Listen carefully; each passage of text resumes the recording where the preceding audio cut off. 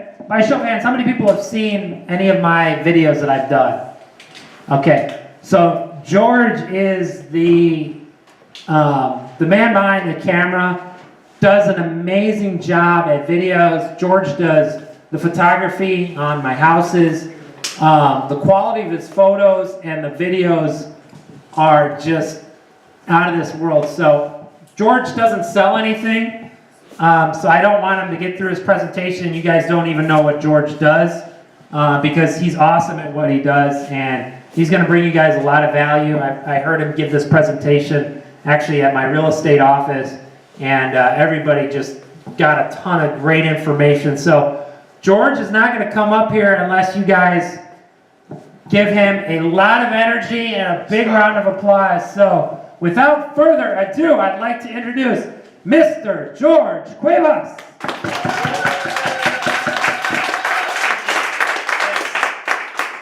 Thanks, Josh. Yep. All right, let's get this guy over here. Let me get this here. Hey, everybody. How many people here know me at all? There's a couple of you. The rest of you guys don't know me ever seen me before. Never seen anything. Oh man, that means I'm not doing a good job marketing. Let's get this thing over. All right, guys. So Josh told you that I'm not going to sell you anything, and it's true. But then also it's not true. I think everyone here anytime I do a classic on Facebook or YouTube or videos or digital marketing, everybody I think is not here at the class to it's not because you're interested in digital marketing. I think really what you want is to just sell more.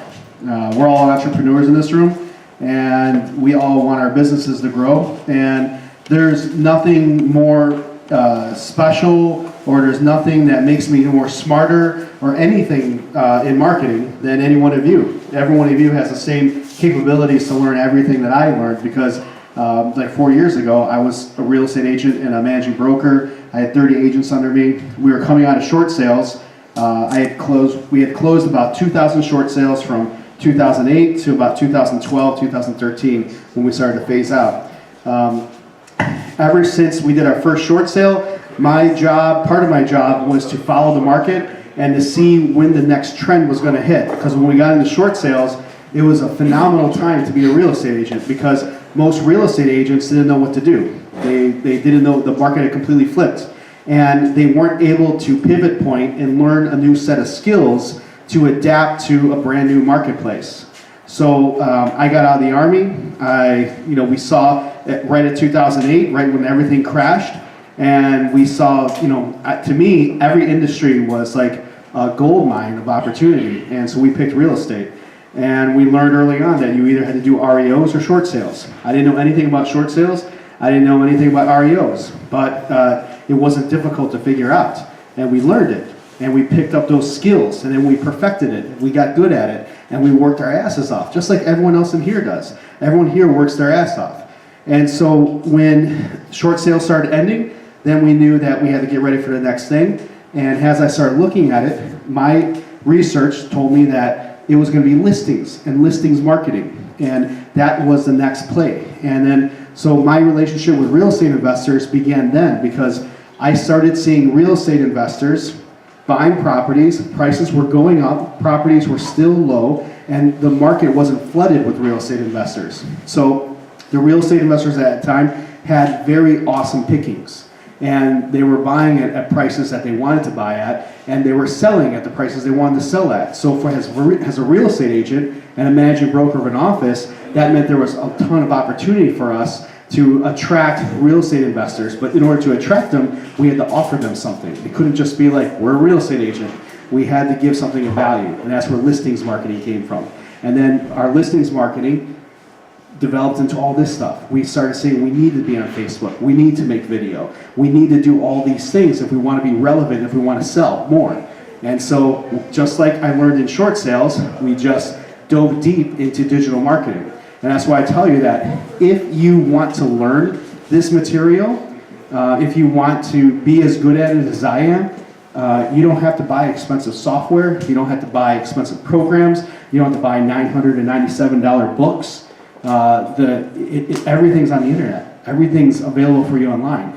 Josh told you that I make videos and take photos. I didn't go to photography school. I didn't go to video school. I learned on YouTube. And I bought a camera, and then I just practiced and practiced. And it was the same thing when we did short sales. So if you see like a pattern here develop, there's nothing that makes me more smarter or more better than anyone in this room. I'm the same exact as everyone else. The only difference was that I saw that if I wanted to sell more, I was going to have to do more marketing. That was it. And once I made that calculation in my head, then I realized I'm going to have to learn how to market more. And the thing that makes right now so wonderful and so amazing is that we're living in an unbelievable time. Never before in the history of business and history of mankind, we've never had this kind of data and these types of tools available for a business owner to use. Facebook is just a website, but it's a website that if you know how to use it, is connected to every single person that you want to be doing business with. It's connected to every single person that is connected to another person that you want to be doing business with.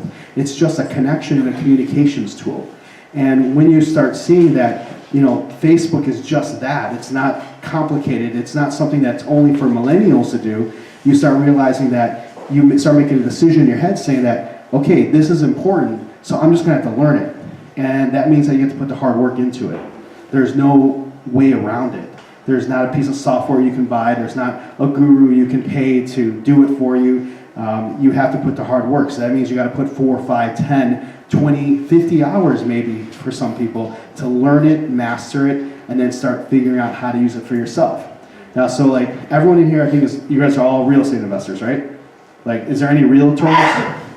So a couple of realtors and a couple investors. For the investors, I think this is what you're going to use Facebook for. It's going to be, you need capital and you need money, guys. And I think using Facebook as a tool to attract more money, cheaper money, and build relationships with the money people, I think Facebook's a good tool for that because you can tell stories on the properties that you're rehabbing, you can show the work, you can document what you're doing on a social platform. On the flip side, I think you also want to use Facebook and video for marketing your listings. Either you have listings that are for you're buying and holding, or you're buying and flipping. And those listings that you're renting out, those go on Facebook. The Facebook rental side is becoming a real thing now. So like that's pretty much like what Craigslist was 3, 4, or 5 years ago, is Facebook for rentals. And Facebook is now turning the homes for sale portion of it on. So it's not on everyone's app, but if you go to your app and go to the marketplace, half of you will be able to put a listing in there. That's being all released in the next 6 months. So now we can sell a house on there. And as that develops, that's going to be interesting to see what happens with that and how that makes a run with the other places where people go look for properties. So I think as an investor, those are the 2 places you're looking at. Building relationships with money people, maybe even contractors. It's about establishing your business as a real estate developer and investor, and then using Facebook to build relationships so you can meet all those people, those partners that you're going to need to get your business to whatever next level is. And then on the flip side, it's about selling them. And then for the realtors, it's amazing what Facebook can do because I can target people in a certain area. So if I wanted to take over Oak Park, Orland Park, this zip code, wherever we're at right now, I can put a Facebook targeted ad in front of people. Let's say I want to do right here, right? And we're not far from Logan Square where all the hipsters live and everything. So I can target 25 to 40-year-old males who like to play video games and like craft beer, okay? And when you start looking at, I can get something in front of that audience, like a Facebook ad, okay? Once you understand who your demographic is, who are the people you're trying to attract. If I'm in Naperville, I'm going to be looking for men and women who are 30 to 50 that are married and have at least 1 child. I know that's the demographic that's moving and buying and coming in and out of that area. So like understanding who your demographic is as a realtor, Facebook gives us that kind of ability that we can put an ad in front of them. That is the easy part. The easy part is putting up the ads and getting it in front of the people you want to connect with.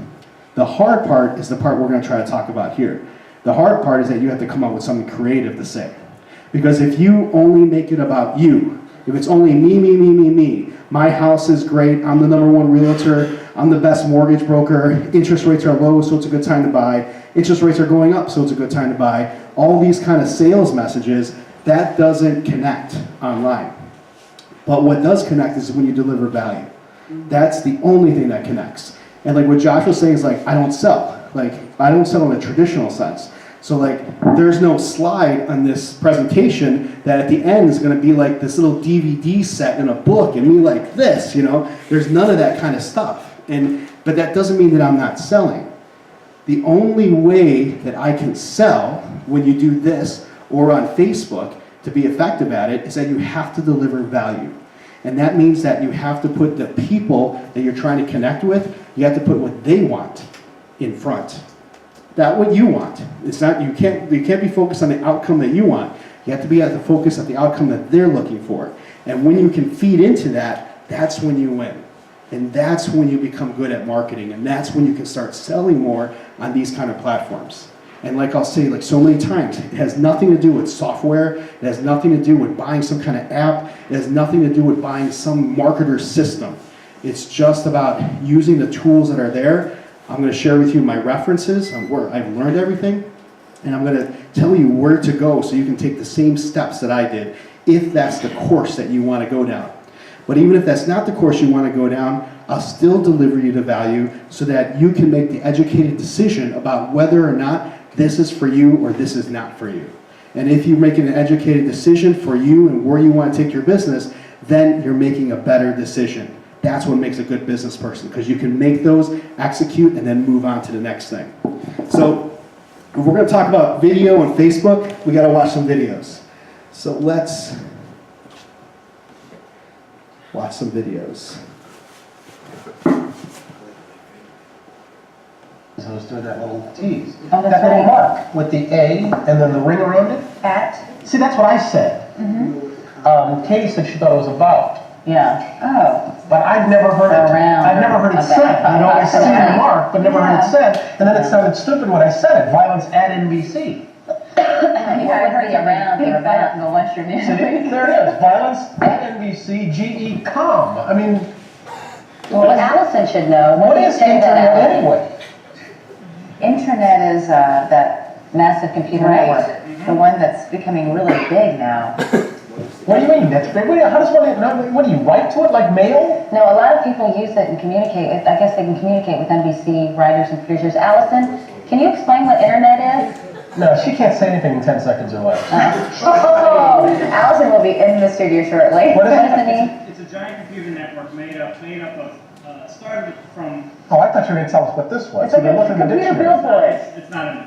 It's a computer billboard, but it's Right. nationwide. It's several universities and everything all joined together. Right. And others can access it. And, Right. And it's getting bigger and bigger. It Just came in great. really handy during the quake. A lot of people, that's how they were communicating out to tell family and loved ones they were okay because all the phone lines were down. I was telling Katie, you know, But you don't need that. You don't need a phone line to operate internet. No. All right, so that's 1994. So like the first lesson is that you have to believe that this is for real. And I know it may sound kind of silly because like we all know it's real, but there's a difference between actually believing it. And actually this is 1994, they're not joking. Okay, that's the way we all thought back then. Okay? But look at how far we are right now. If you work out of your house and the internet goes down, you're shut down. You have to go to Starbucks or something like that. Like that's it. Like you can't conduct any business. So where do you, if you see the progression over the last 20, 25 years, where do you think this is all headed to next? Right now, blockchain is coming and cryptocurrency is here. So in 10 years from now, people will be buying homes that way. They'll be buying homes with cryptocurrency. Blockchain is gonna do some things that change how real estate is transacted and how it gets moved. And the whole social media thing, 10 years from now, it may not be Facebook. It may be something completely different. It hasn't even been born yet. But that's why you develop these skills now. Learning how to digitally market yourself, brand yourself, and build your little piece of real estate online is how you compete in the future and how you stay relevant. So this is, again, next lessons on sales, okay? This is what I see most realtors and I see a lot of real estate investors doing, okay? In a figurative sort of sense, in a fun like way. Let's do that. Howdy y'all, this here's Mike. Down at Mike's Golf Shop, where we buy golf. That's right, we buy golf clubs. Mike's Golf Shop. Come on over here, we buy golf clubs. Over at Mike's Golf Shop. Come on down here, we buy golf clubs. That's right, we buy golf clubs. We buy golf clubs. So is Mike's approach to sales effective? Like, okay, we know it's obvious, right? But again, we're just using this as a fun example. The message is about him and what he wants. It's about the outcome that he wants to get. And that's, like, we can make fun of it because it's funny that he's doing it right now, but really the lesson is that when we look at Facebook, look at digital marketing, look at what's being done right now, the majority of the real estate community, whether it's a guru that's trying to sell you a system or a realtor that's trying to sell a house, what we see happening is people are just talking about themselves. We're doing all this great stuff. Look at what we can do here. Look at how awesome we are here. And what happens is that those messages, when everyone that's on Facebook, on digital, the way all of you communicate is through this thing. So what's happening is that if the message is not interesting, if the message is only about you and is focused on you and the outcome that you want, what happens is that someone just swipes and they pass you by. And that's why we have to focus first on how to deliver value. Whether it's a video, whether it's a live presentation, whether it's a Facebook ad, it doesn't matter. It's the same concept. You have to deliver value. It is only by delivering value in a creative, entertaining, and fun way, that's the way we make the connection. That's the only way we make the connection. If I were to get up here and did the whole typical marketing guru stuff and tell you, the way the marketing speakers do it is that they tell you a story first. They give you the story of the success that they had using this strategy. Okay, and the real estate investor coaches and gurus do the same thing. If you go to like a Armando Montalongo, Fortune Builders, whoever you go to, it's the same thing. Tell you a story, and make that relatable to you so they can empathize with you. And then they tell you how they found this, and this helped them get here. And now he's got a boat and a car, and girls with bikinis are on the boat, and so all these wonderful things start happening. That's a sales strategy. That's a sales funnel, okay? But in here, it's very simple. You just have to find your own version of how to deliver value. And again, that's where the hard work is. So let's go to the next one. This would be, does anyone know who Dollar Shave Club is? Yeah, talk about how most agents are saying just listen, just sold sound exactly like Bob. Okay, so Josh just wanted one more example. So let's do with the realtors, one popular marketing technique is going to be just sold and just listed postcards. And the just sold, just listed postcard was a very effective strategy. It actually still can work if it's done right. But what happens is that it kind of just gets overplayed. So a realtor will send out a just sold card campaign. This house just got sold. And what happens is that in the mail, when mail gets received at a home, if it looks like junk mail, if it smells like junk mail, and if it tastes like junk mail, it's going to get tossed out. It's just going to go to that pile, the pile that's going to the garbage. And the bills and the things that come in envelopes that look like they're important, those go to the pile that we have to open. Again, it's the same thing with the valuable message. Just sold. This home just sold. So if you're looking to find out how I can sell your home, like I did this one, give me a call. That's the marketing message, okay? But that's only about the outcome the realtor wants. It's not actually delivering value to the agent themselves. If you want to make the just sold postcard work, then you have to say something like, we sold this house by doing this, and this. If you want some more information, let me know. I can tell you, I can share this with you. So now, a whole different approach. It's the person, the expert, being much more the educator, much more the teacher, to say like, here's something that could help you out. Because that's not proprietary, it's just helping someone out, giving another form of value. So who knows who Dollar Shave Club is? Oh, so have you guys seen this video already? Yes, no? All right, so we're gonna watch this one. It's a funny video. Now this one's like an extreme example because they put a ton of time and we're not all gonna make a video like this. But it's just to show, just like the Bob's video, a whole extreme point. This guy created a multi-billion-dollar business. He sold it to Gillette. He's set for life and stuff. But everything started with this one video. But in this video, he's using entertainment and information, so he's educating and informing and doing it in an entertaining way to build brand, to build awareness, and to build people, or to get people to like him, to get people to know him, and to get people to trust him. DollarShaveClub.com. What is DollarShaveClub.com? Well, for $1 a month, we send high-quality razors right to your door. Yeah, $1. Are the blades any good? No. Our blades are f***ing great. Each razor has stainless steel blades, an aloe vera lubricating strip, and a pivot head. It's so gentle a toddler could use it. And do you like spending $20 a month on brand name razors? 19 go to Roger Federer. I'm good at tennis. And do you think your razor needs a vibrating handle, a flashlight, a back scratcher, and 10 blades? Your handsome-ass grandfather had 1 blade and polio. Looking good, Pop-Up! Stop paying for shave tech you don't need. And stop forgetting to buy your blades every month. Alejandro and I are going to ship them right to you.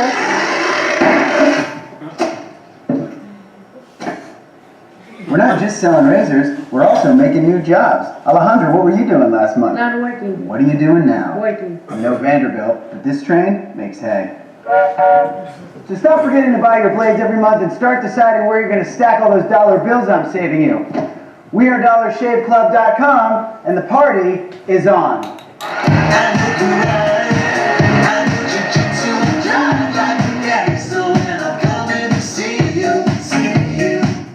That same approach is the same approach that Purple Mattress did.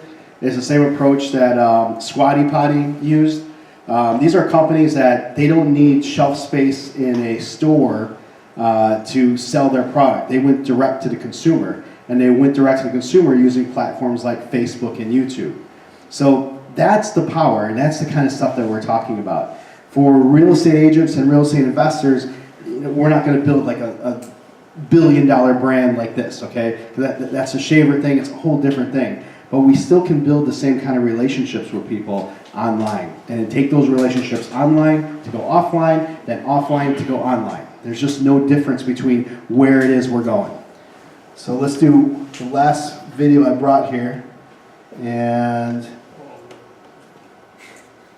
yeah, let's do Gary. Okay, who knows who Gary Vaynerchuk is? You guys? You met him in person, right? I did meet him in person. So with Vaynerchuk, Gary will speak, and he does a lot of content online, and the only thing that he doesn't sell anything, okay? He puts out a ton of content, has actually 3 or 4 videographers that follow him at a time, has a whole media production crew that's making content for him, yet he has no product that he sells. No product that he sells. But he does that because, again, it's the same concept, just on this larger scale. He delivers an extreme amount of value. So what he does is like, he looks at the relationship, has like 51-49. He always delivers more than what he asks for in return. And it's always lopsided that he's delivering more. And what happens is that when you sell this way, it's a very beautiful, organic way to sell, because you're just delivering value. You're just focused on their needs. And it makes the sale so much more easier. This is a really quick one from Vaynerchuk. That's the last message and the last lesson of this part. Goddamn hours. I want to know what you're doing with your 18 hours. Because you can work here 9 to 5, and that's 9, and you can travel for an hour here and there. Respect. Nice little solid commute. Oh, you want to be a family man? Mazel tov. You can spend 2 hours with your kids. What do you do with those other 5 hours? You're watching House of fucking Cards. You're playing Madden. You're relaxing from the other intense 10. Gary, I already spent 11 hours. Well, great. Then don't complain or want more. Respect that by getting rest and this and that, you were giving up opportunity to go into a new world. You want the audacity to have a 1% life. Let's call it what it is. You want to live as well as the 1 to 2% in the world. It's not very complicated. The math is very raw. Like, if you want to have one of the best lives in the world, which is you live on your terms, you have to pay your dues to get there. And you have to be lucky enough to figure out that you had talent in the thing that you actually want to do. Because you can work 24 hours a day, and if you stink at golf, or you're not a good content producer, or your logos look like the shit I would make, then you're gonna lose. So that's what you gotta do. Alright, so Vaynerchuk makes videos like that every single day. Every single week he's making content. Yet he doesn't sell anything in that traditional sense that we're so used to being sold to. Again, just going back to kind of hammer that point in the last time I'll hammer it in, but I'm telling you that that's the most important thing to understand if you really want this to work for you. It has to be about them. You have to deliver value. But when you do that, you will find the people that you want to do business with. You will find them. They will find you because you will attract them. And it's way more easier to attract people to what you're doing than it is to try to convince people to what you're doing. If all Josh did every week or every month, however many times you guys meet here, if all he did was just like try to sell a book, try to sell a course, try to sell coaching every single month or week, whatever, I guarantee you there wouldn't. Maybe you'd see a high turnover, and you wouldn't see very many people come back. And I think everyone, especially for the real estate investors, this isn't the first RE-event you've ever been to. There's been, I'm sure, many others. You've been to the good ones, and you've been to the bad ones. And the bad ones that you've been to were usually that it's just a pitch fest. You know, that's all that they're doing. So again, it's all about value. It doesn't matter if we're doing it online or offline. It's just about what is it that you offer to deliver that. So exit out of here. And while I get this up, does this make sense? Like what would give me head nods, give me give me something. So nothing I've told you, right, is like nothing I've said has been technical though, right? Like is anything that I'm talking about not? I mean, like we're all in that same age category. There's no I don't think there's any millennials here, but like this is not technical. This is not stuff that only a millennial could understand.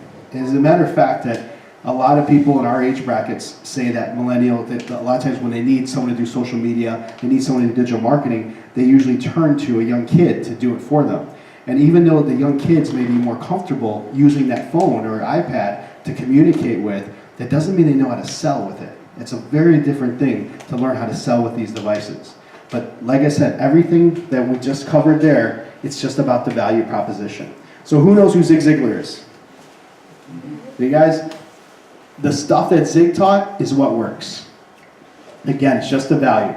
If you follow this, and this is ingrained into every element of your business, like I talked to a couple of you guys earlier about properties that you had that aren't selling, and like what it is that you have to do to get them sold. And if you notice that the people I talked to, and just to share what I talked to them about, it was just about a process of elimination, trying to figure out where the experience that we're delivering to people that are coming through the property to see it, oops, that was weird, and like what kind of experience are people actually being delivered as they go through your listings. There we go. And then identifying, that didn't work. Hang on guys, let me make sure this is gonna work. I lost a little thing. There it is. So if I do that. I can run thing for you. Okay, thanks. I'll run it. Yeah, sorry about that. All right, cool. So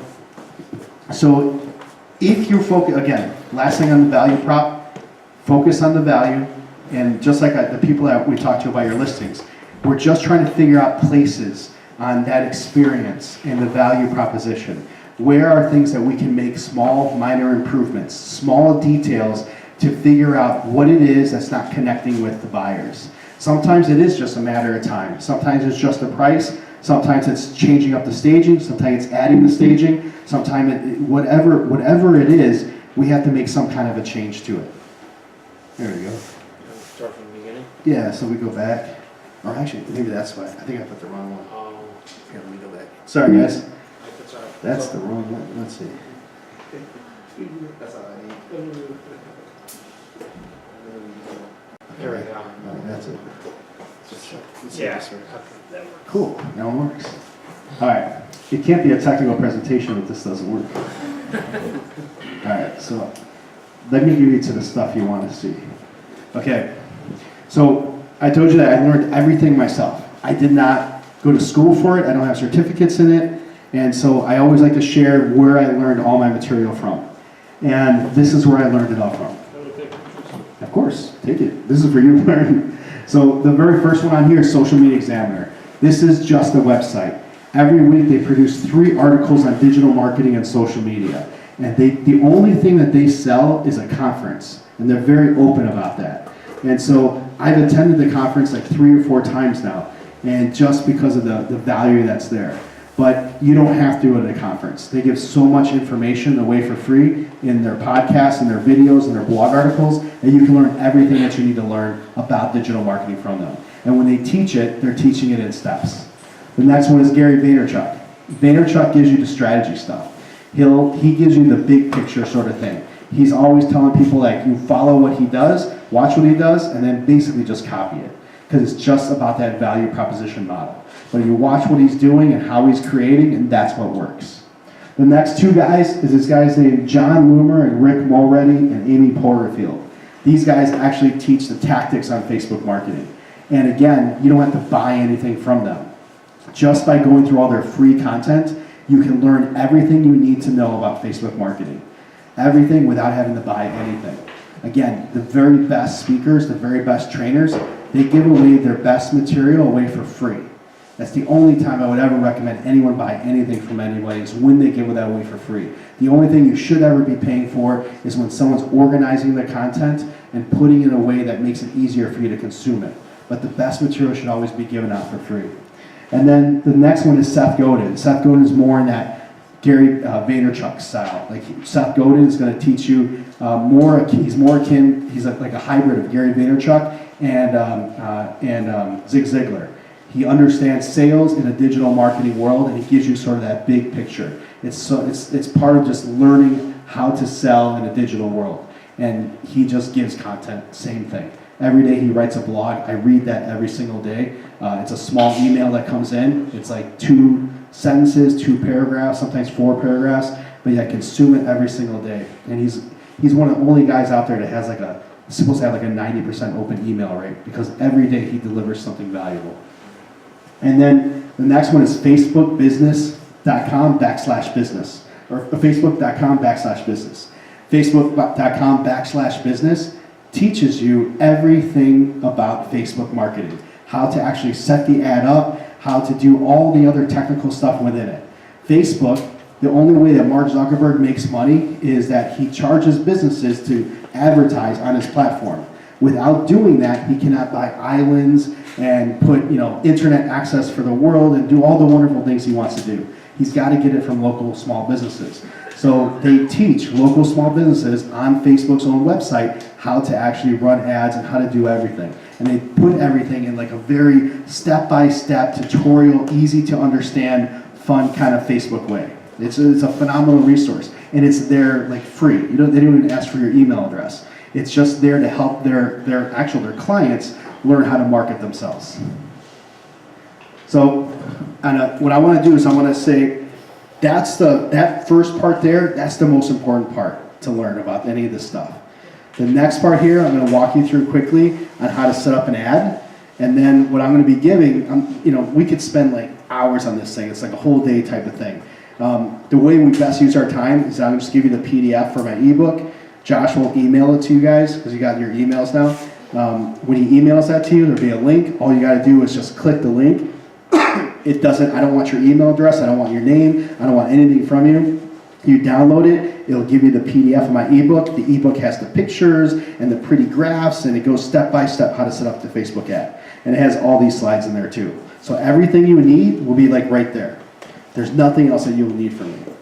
And then I'll give that to you. And some of you guys will use it, some of you guys won't, but that's, again, look what I'm doing. Just delivering value and not asking for anything in return. These are the steps you're going to follow. For like the realtors that are in here, at the very first time that a realtor puts listing into the MLS, that realtor, same thing happened with me, it took us like all day. It takes a very long time because you're not familiar with the software, you're not familiar with the platform, you don't know where to input things here or there. Once you start But what happens is that very first listing, you get help right away. You force yourself. You ask a colleague, you ask a friend, you ask someone, you go to an MLS class, you do the actions you need to make sure you can do that, because if you don't do that, you're not gonna eat. So just like anything else, when we have to learn something, we'll learn it. But only you can do that. Like, I can't motivate you to do that. So learning this will take that kind of dedication. You'll have to get into it, play with it, don't worry about it working the first time, but just run the first ad, go through it. You do not have to spend a lot of money. You can spend literally $5 on an ad. Don't worry about it working. It's the price of a Starbucks coffee. But just by going through the steps, you'll become comfortable and more proficient within the platform, so you can set the next ad up. So let's go through the steps. From the Facebook page, there's a click where that pink arrow is at, that drop down. When you drop that down, there's a section there, there's a whole bunch of links there. One of them takes us to a section called Create Ads. We go there to start the ad. Once we go to Create Ad, we click it. It takes us to what's called the Ads Manager in Facebook. The Ads Manager, excuse me, this coughing. The Ads Manager is where we begin the first step of creating the actual ad itself. We choose what kind of ad we want to make. I like doing video right now only for two reasons. Only because it helps me sell more.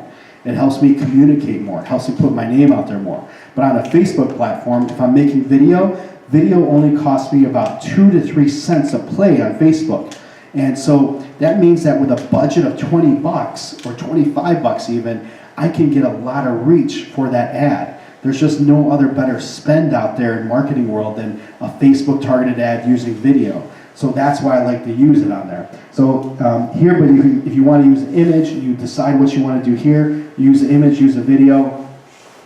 Once we do that, on the side, there's a bar right here. That bar is the progression bar. It's Facebook walking you through the steps. Remember, Facebook wants you to spend money. Mark wants your money. So in order for him to get your money, you got to put the ad in. So they want to make it easy for you to do it. So that's why they give you a little progression bar on all the steps. That progression bar is going to highlight and check off little green check marks to let you know you're making progress. The next part, and this is the part that's the most interesting and most fun, is that when we place that ad, we are going to target that ad based on geographic location and interests, or both, whatever we want.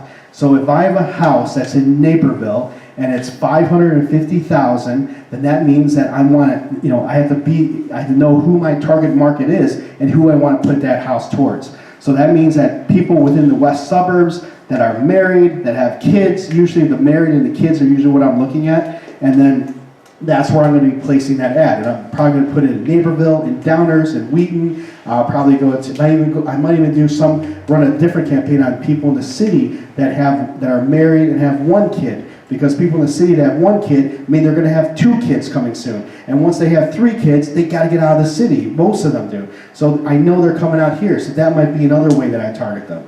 The key is just understanding who it is you're trying to connect with.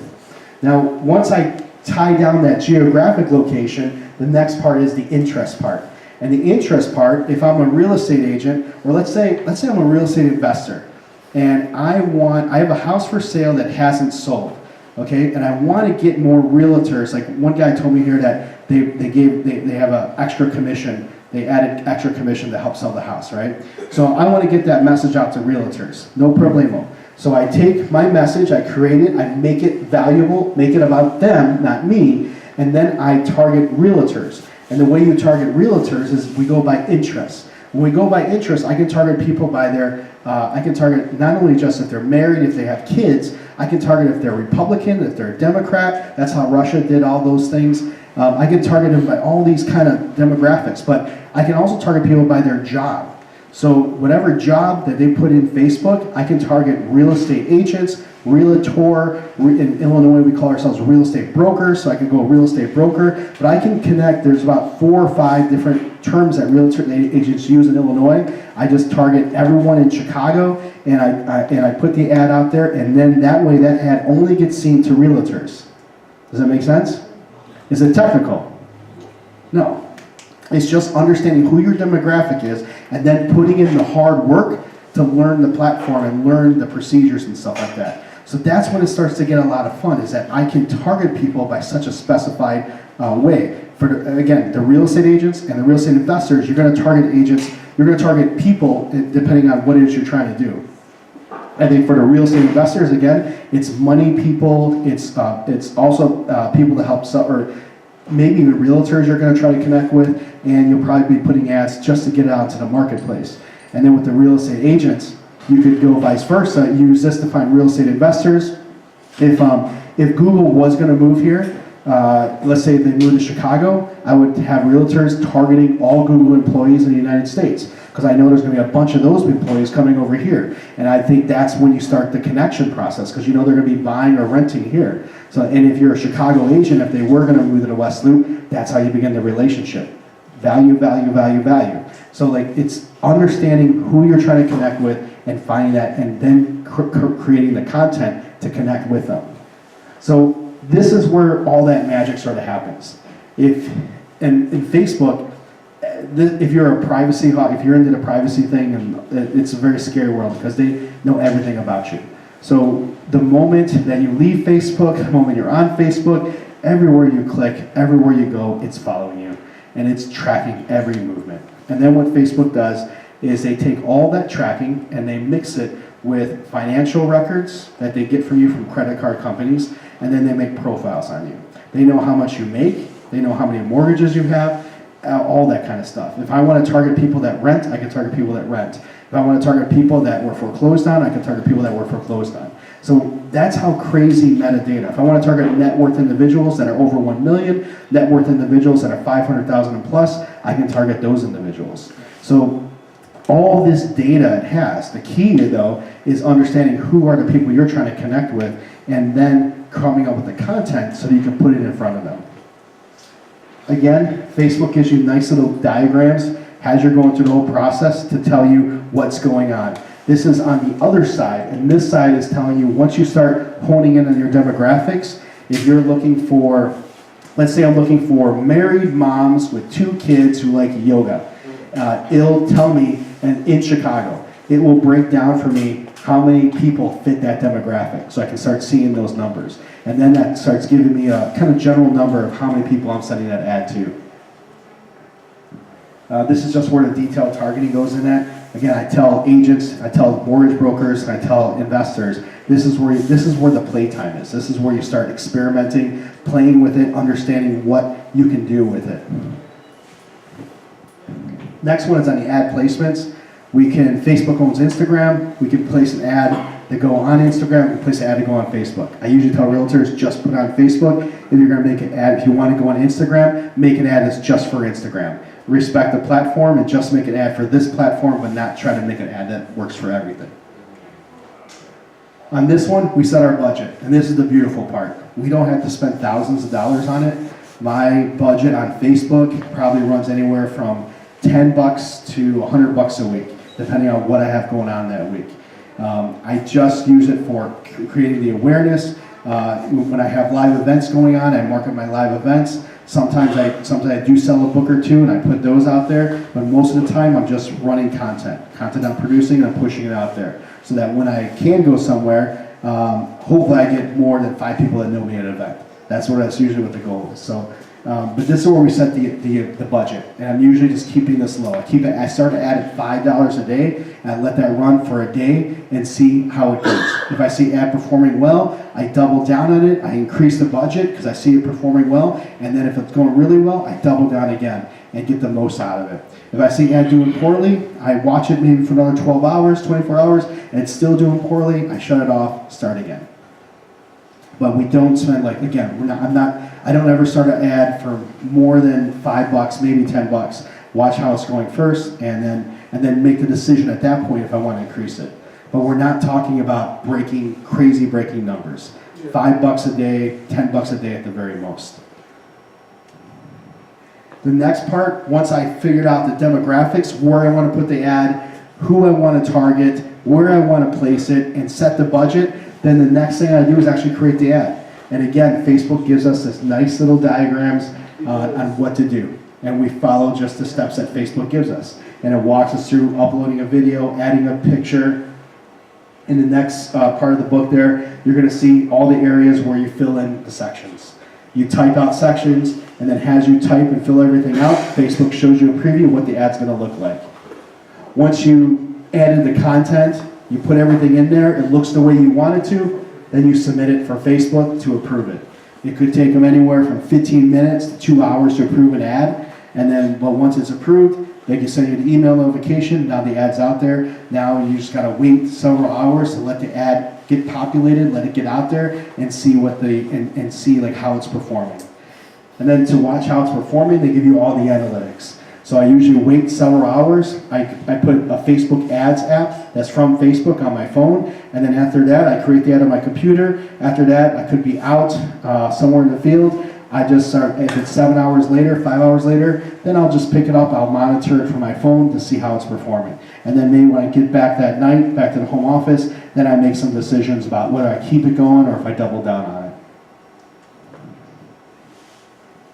Let me go here. That's it. That's really it. So now the key is, you're gonna get the book, and it's a PDF that gives you all those steps. So the details are there, and you just gotta follow them step by step. In the book too are those resources. So if you wanted to go even more gangster, you just go through all the resources, you consume all their content. But you will have everything you need without buying a $997 book. And that's the part. Like, now you gotta make the connection. I deliver value. I try to give you way more than I could possibly ask for. But what happens that, I didn't tell too many jokes today, and I didn't dance. So like, I don't know if I made you laugh enough, so I missed that part. But then like what happens though is that if I delivered value, if I gave you something valuable, the only thing you want to have in return is have that positive vibe. So that even if someone doesn't ever use you, or buy your house, or buy whatever from you, they've got nothing negative really to say. They can say like, yeah, that Mexican guy came there and he spoke and he didn't dance or make us laugh, but he was good, he gave us good content. And then that's when you've got somebody. Like, they're gonna be willing to listen. And like Gary Vaynerchuk will say, like, once you've captured them, that's when they start paying attention to you. When someone gives you their time. And that's the most valuable asset that we all have today, because none of us have enough of it. So when someone is giving you their attention, whether it's a live event like this, or it's on Facebook in the news stream, or it's on YouTube, when someone is giving you something that valuable, their time, you have to respect it. You have to treat it like an asset. Because once they start paying attention to you, they will buy something from you. They want to buy something from you. But you can't get there until you learn how to capture that attention. And that's the name of the game. And that's why we start first, this whole conversation starts first on the value. What is it that you're offering? Why should somebody buy one of your houses? Why should I give you my house to sell? Why should I take money, why should I borrow money from your company? Like, whatever it is that you do, that's where you start. You start first on building the relationship. And when you do that, you can sell someone anything. And it's a very honest way to sell. It's the most organic way I know to sell. And that's when the beautiful things happen. Because everything is about creating opportunity. You have to open those doors. Everyone knows that. But the only way you open those doors is by entering the marketplace, getting out there to the ecosystem, and start delivering value. Start shaking hands, start creating awareness, and do some really, really amazing things. Do some really, really amazing work. And that's when you win.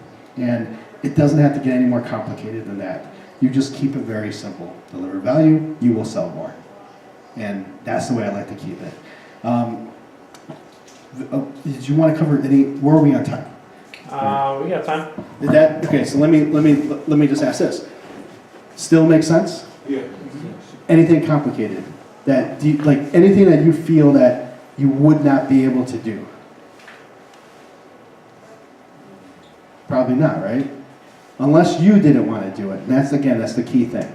I'm going to show you one more video. I like I told you, I like making the video only because it's so cheap. It's the only reason why I like doing it. It's so cheap when you do it right. Your iPhone or your Galaxy makes phenomenal video. So I like to teach people, even though I make videos, and that's how money comes into my house, is by making videos. But it's just as important, I think, for anyone in real estate to be able to make their own videos. And when you can do that, it's a beautiful, beautiful thing.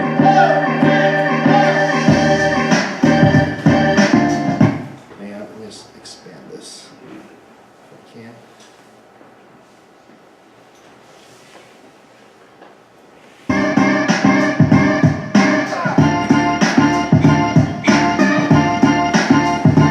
Alright, so it's good. I can't make it real bigger, but this video was all with an iPhone. So I did this at NAR, the National Association of Realtor Convention was here a few weeks ago. And so we recorded a 3-part series of videos at NAR. This was like the opening video, just to promote the whole series. And we interviewed a bunch of people at NAR. When we were at NAR, I carried around this. I put a microphone on it. These tools are also in the book, also that I'm going to give you. The equipment list that I use, but I use this phone and I recorded this 3-part series of videos. If you were to watch the videos, the first part's all on iPhone, and then part 2 and part 3 I did with an iPhone and with the nice, fancy, awesome camera. And so it's going back and forth. I got iPhone shots, I got fancy, nice camera shots. But you can't tell the difference. I mean, I can tell the difference, but to most people, they can't tell. They're just seeing good video. And so when it comes to creating your own content, this is what makes everything so amazing, is that if you're rehabbing a house, that whole progression, like house flipping reality shows are a very popular TV segment in the United States. And that's why they still have those shows. People like to experience that progression. They like to see new kitchens and new bathrooms. Homeowners like to get ideas for that. Again, like those are the things that you start documenting and start sharing on these kind of platforms. That's what people actually want to see. They like to see that transformation. They like to see a whole house in studs and follow through that story of how that house gets rehabbed and all the problems and successes and failures that happen along with it. And you don't need all the fancy equipment. You don't need to hire a George Cuevas to videotape it. You can do it with one of these things. And it's just a process of just learning how to use it. Again, we come down to the whole thing of how bad do you want it? Like how much do you want to get out there? And first start with who you want to connect with, where you're trying to take your business, and then start coming up with ways to create content that can attract those kind of people. And this is all you need to get started, which is such an amazing thing. So in the book I'm going to give you that Josh will send you the link to, everything's there. No upsells, none of that garbage. I think I have one page in the back that has my email address on it, so that's like about it. But everything is there. Now all you have to do is just decide how far you want to take it and what you want to do with it. And to me, that's the fun part, because we have those kind of opportunities today. We didn't have this 10 years ago. We didn't have this 20 years ago. It would have cost thousands of dollars to reach people 10 years ago. And today we can reach far more people with a fraction of that cost. And so that just means that there's opportunity. And if you remember that video we first saw at the beginning with the Today Show, where do you think all this shit's going? Like, we're going into virtual reality is going to be here, blockchain, cryptocurrency, all that stuff's going to change how real estate's conducted. So, and then for the real estate investors, there's no shadow inventory. That was all a lie. Like, you know, right now, until we know what happens with taxes and all this stuff that's going on politically, we have no idea where the economy is really going to right now. So that means for the real estate market, everything that happened in 2017 is going to continue to happen in 2018 until we have something happen. So that means low inventory, price stagnation is coming into play. If anyone deals with properties that are 750 plus and that higher end, we're seeing a slowdown in there. That could be a trend that comes that trickles down to the lower part. So we're in a place where we have to be creative, and we have to be ready to position ourselves for what the next shift is going to be. And no one knows what that's going to be, but you have to be ready to make it as soon as it does happen. So that's what I got. And then we got questions from the audience. Yeah, if you have, we got questions. Oh, we got a raffle. I brought 2 books. How are we going to raffle those off? Are there any veterans here? What? Any Veterans. No vets? No, that's. That's always an easy one. All right, how about this? Let's do this, okay? Give me, this will be just for, if you gotta be a real estate investor, all right? So, if you're a real estate investor, let's see, how many are you guys are in here? Raise your hand. All right, so there's a lot of you. So, real estate investor, the question will be, let's see, let me see if I can make a question from what we just did. What do you think is more important? The quality of the video that you're going to produce? If you're going to make video on marketing, what do you think would be more important? The quality of the video that you make or the message that you're creating? So you got to raise your hands and call somebody. All right, so why don't we do it this way? On this side, give me a number. Give me a number that's like, give me a number 1 through 10. Yeah, so give me a number like 1 through, I'll pick it in my head. Give me a number that's like 1 through 50, okay? And then I'll tell it to Josh, because I won't be able to calculate. Not very good. All right, so number. 7. 3. 17. 17. 12. 37. 37. 41. 41. 34. 34. 29. 29. Not playing? 5. 21. 21. 23. 23. 11. 23. Michael Jordan. Yeah, the number was 25, but pretty close. Are you a real estate investor? Or a realtor? Oh, give me that book back. Get out of here. All right. And then, how about like for you guys on this side? So let me ask you this: which one of you guys? How many of you guys? Who in this side gave a review to Josh for his book on that thing? Who's on there? Only one. One guy here, and no one else. Okay, so that can let me get it easy. Thank you for doing that. Awesome, thank you. Again, like if you guys take what Josh did with the book, with why he went that route and stuff like that, having that author title, like he's getting more into real estate sales and being a realtor and all that kind of stuff. Having that author is, and having that kind of be in your sub headline for what it is you do and what you offer, and then being able to show the authority of what you do as an agent. So again, the book is just content, right? But it's content that's tailored towards it's all for buyers, right?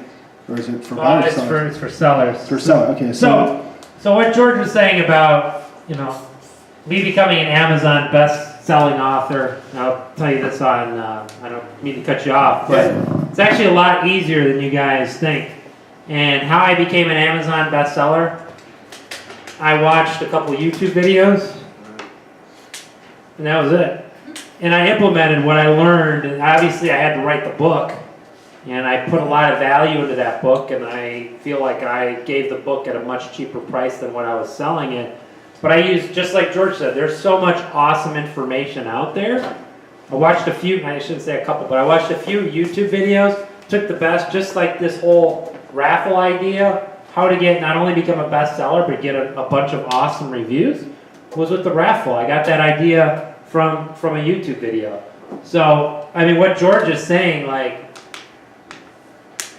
there's so much awesome information out there if you're just looking for it. So, didn't mean to cut you off. No, but like I said, I think that's kind of like the moral of the whole story today.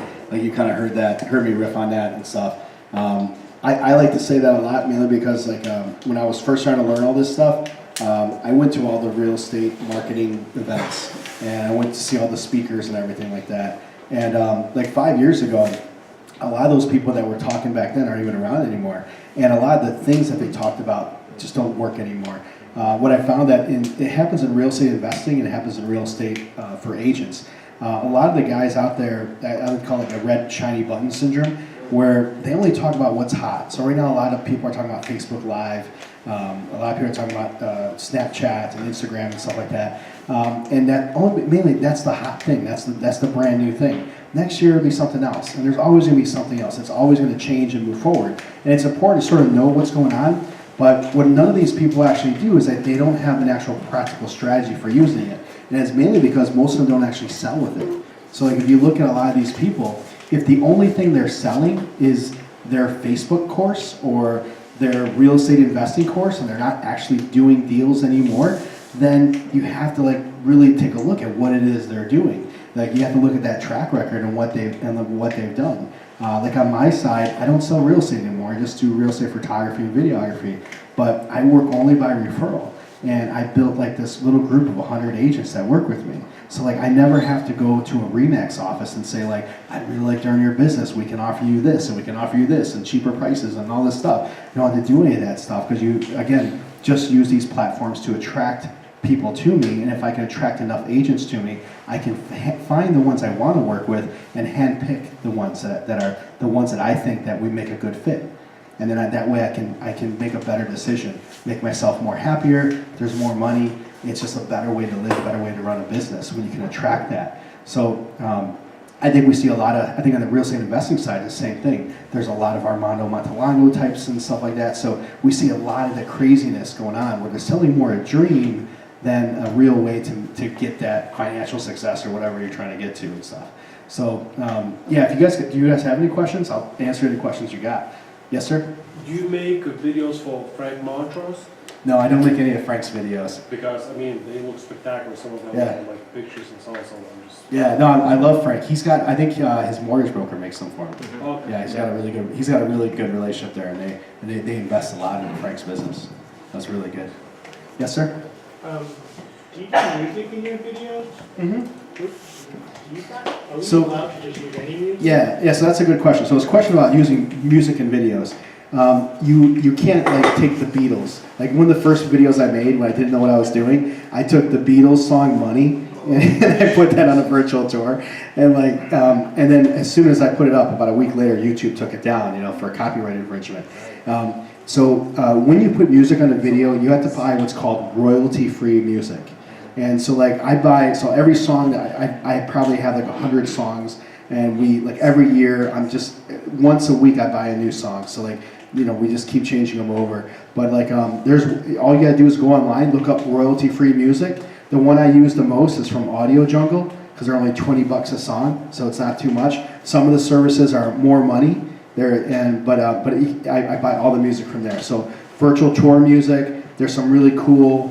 If it's a luxury home, I put this thing called Epic Music. It's where it's like an orchestra type thing going on, but it sounds awesome. There's a beat going to it, so it's fast and moves.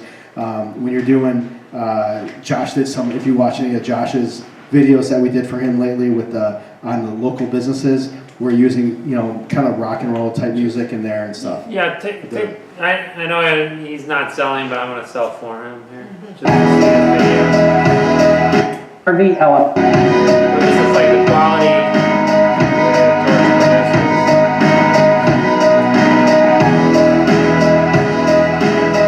Like this song is from Audio Jungle, so it's $20. But I just look for beats, something that moves. And like a lot of realtors make it and they put classical music on there and something that's boring. And that's just people's attention span is very short. So you gotta move forward. This kitchen is true. Yeah. So, and then wait, let me get to you. Then, sir, do you have a question? I can ask a question afterwards. I was wondering how cryptocurrency you're going to affect the real estate market. So his question's on cryptocurrency and all that stuff. Like I said, I'm not an expert on cryptocurrency, but the only thing I do know is when I was at NAR, one of the only sessions I attended was a session on crypto and blockchain. And they had like NAR, for any of the real estate agents out here, like NAR's, you're paying for some of the stuff they got there, but they have some really intelligent people working there.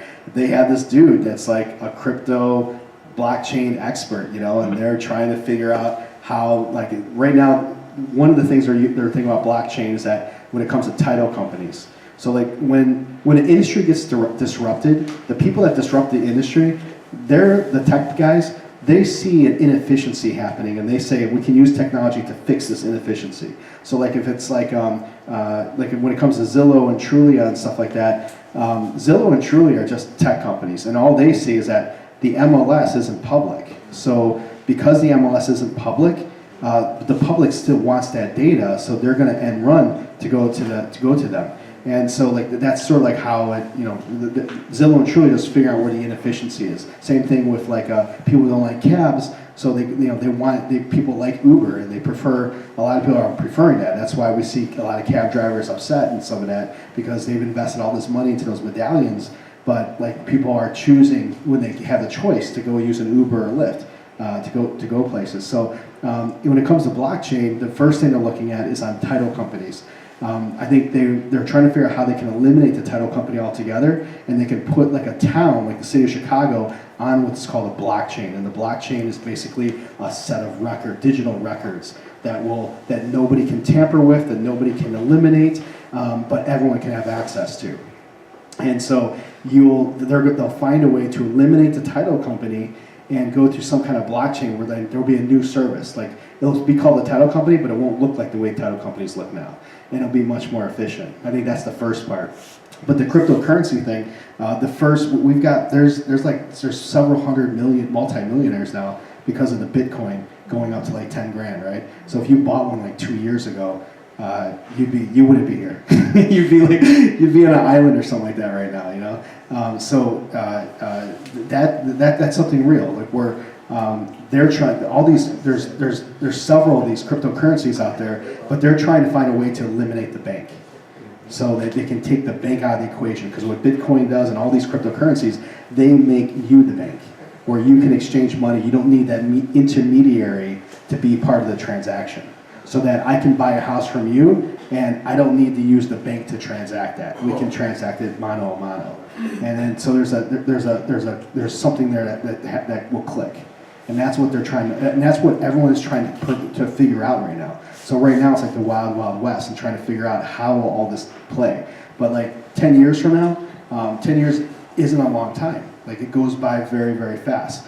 We'll be having this conversation, and we're going to be much more advanced. Like I just see what's happening and stuff. So if you look at what happened in the last 10 years, remember 10 years ago, I don't think we had these yet.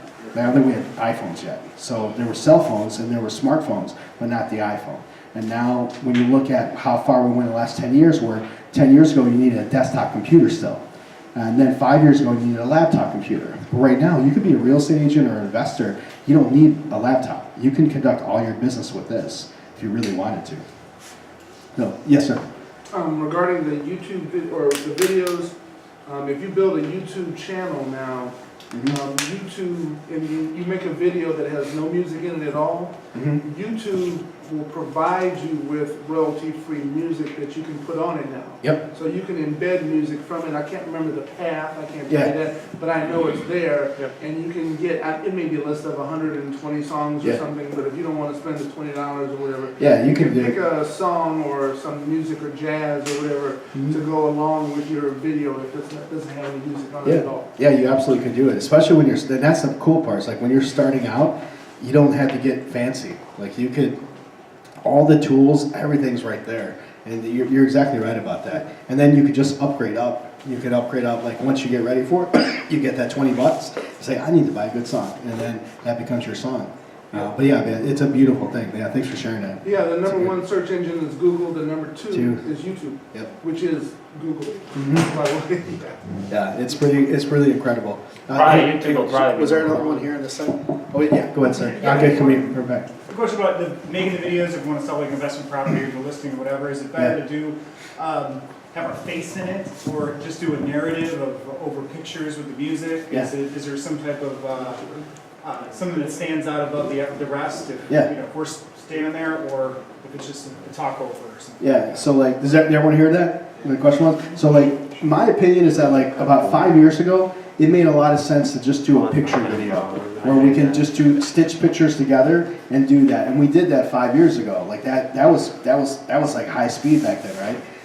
But then now I think that when people are watching a video, if it's boring or if it's lame or if it's just not interesting, basically, within that first 10, 20, 30 seconds, they're not going to watch the rest. So like, what we do is we follow principles of basic copywriting, the stuff that like publishers use and writers use. And what publishers and writers and the people that write articles in newspapers, what they always say is that The purpose of writing a headline is to get someone to read the next line. And the purpose of writing the first line of a sentence of a paragraph is about getting someone to read the second line. So like we're always thinking about that kind of progression. So I think it's important for to put a human face to the property. Whether it's the investor can tell their story, okay, a little bit through the video, or the agent. But I don't think that you have to narrate through the whole video, because that becomes kind of annoying because they can see it, right? If you have a brand new kitchen with granite countertops and glass backsplash and all that stuff, and I've got the camera pointing there, like you don't need someone telling you, look at the gleaming light coming from the glass blacktop backsplash, you know? Like you don't need someone telling you that because I can see it, right? So I think like you use the video to tell that story, and when you do add narrative to it, it should add something that the video is not adding, right? Something the video can't show, or something you can't see in the video. And I think that's just, and that all we're talking about is just being a little bit more creative in how you're delivering the message. Probably one of the biggest mistakes I see a lot of agents do right now is that they talk through the whole video. And I just don't, it's just opinion, but I just don't think when people are looking, I think they don't want to hear 2 minutes of the person talking. I think they want the music and the beat so they can experience it and flow with it, and then move on to the next video or move on to the pictures and stuff like that. Okay? And yes, sir? One of the questions was about ads that you had to use the same platform, but on one of them I found out that my LinkedIn and the Twitter, they're all linked together, so one marketing, do you not recommend separating LinkedIn and Twitter stuff? So like, I think the very best thing to do is to keep them all separate. So there's services like Hootsuite, right? And we have like, there's people out there telling people like to use a service like Hootsuite. And the only reason why I don't like using those services is because the way you communicate on Facebook is going to be different than the way you communicate on LinkedIn. And the way you communicate on LinkedIn is going to be different than the way you communicate on Instagram. So like, I don't communicate on all the platforms. Like I barely do anything on LinkedIn, okay? You have to kind of pick and choose where your resources are best spent. So like some of these gurus, they'll tell you, the ones that push Hootsuite, they're usually pushing it because they have an affiliate commission agreement with them. And so if they give you a link, and you click the link and you buy Hootsuite, they're gonna get like $15 or $20 on the back end of it, you know? And so like, that's dirty to me. I think the best thing though is that like, you communicate according to the way people communicate on the platform. So like, if we're on LinkedIn, which is a great platform, it works. But you know, on LinkedIn, let's say you're a real estate investor. If I was an investor on LinkedIn, again, who am I trying to target? Am I trying to target money people and stuff like that, which I think that's kind of the direction you're going to, is you want to find the money lender guys, the hard money lender guys, and all that kind of stuff. Well, then I'd be writing articles. On LinkedIn on things that are important to the money lenders. And maybe it's articles about, an article you write about how to find good rehabbers to work with, you know, and give your own opinion and your own experience of that. So like, so I think, and then in LinkedIn, people don't go on the newsfeed. What people do is they look at the profiles and they read the articles on there, but they don't really spend time on the newsfeed.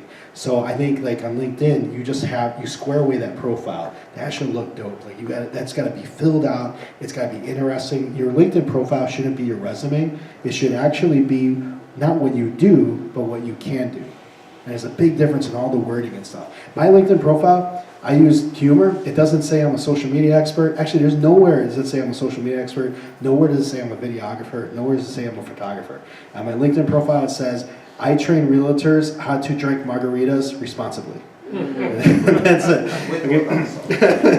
So you got to figure out what's the right way to communicate. What's you? Like you know, who are you, and how do you want people to look at you and stuff, and find that kind of rhythm. But yeah, the LinkedIn, there's no doubt it's a very important platform for connections on, and I think it's a good one to use. But if you're going to put the same content on LinkedIn and Facebook, I think it's a disconnect. It's like Star Wars and Star Trek. You know, they're just different. Okay.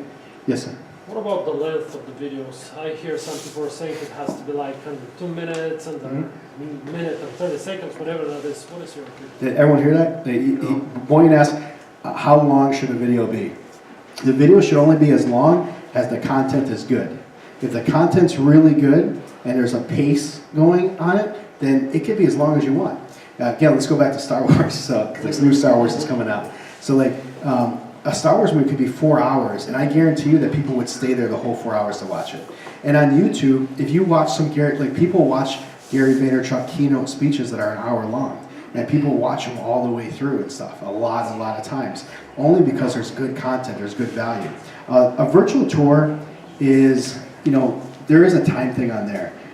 Once you start to go, like, if you can't see the house within about 2 to 3 minutes, maybe 4 minutes, there might be just too much, unless it's like Michael Jordan's house or Oprah's condo on Lakeshore Drive. Like, if it's something like that, you can do some wild stuff. But if it's a regular single-family home, you got to be able to communicate. Same way like when people look through their pictures. When you're looking through pictures, if you have 70 pictures of a single-family home that's 2,500 square feet with 3 bedrooms and 2.5 baths, that's too many pictures. Someone's going to get tired out looking through that.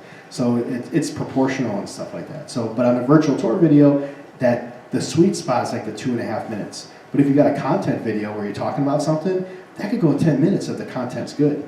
Some of the videos we made for Josh, there are some of these business videos, they're like 7 minutes long and 8 minutes long. I have a show called The Margaritas and Real Estate Marketing Show.